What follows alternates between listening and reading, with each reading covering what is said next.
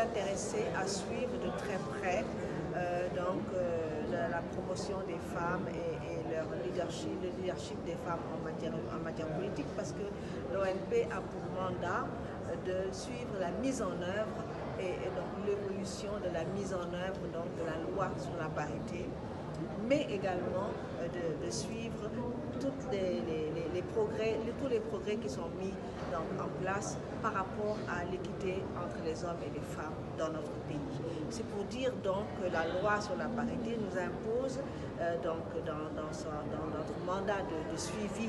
et de veille à sa mise en œuvre, de suivre de très près les élections,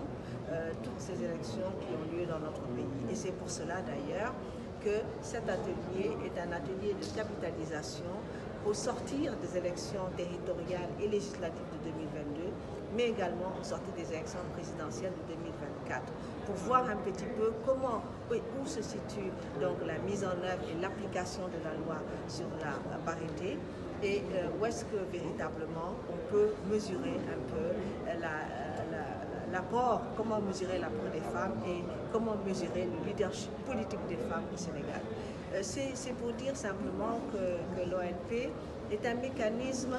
d'évaluation, de mise en œuvre, d'évaluation, de statistiques, de rassemblement des données et tout cela est mis pour analyser le niveau de progression de notre pays dans ces secteurs-là et faire un plaidoyer pour que les plus hautes autorités se l'approprient et puissent véritablement pousser à la promotion des femmes donc au Sénégal et dans tous les secteurs. Pas seulement dans le secteur politique, mais véritablement dans tous les secteurs du développement. Parce que dans une société, les femmes sont des acteurs et si on veut un développement inclusif, l'apport des femmes est extrêmement important et il doit être pris en charge. Pour cela, il faut déjà qu'on ait des données statistiques fiables par rapport à ce qui se passe dans les différents secteurs par rapport à l'équité entre les hommes et les femmes.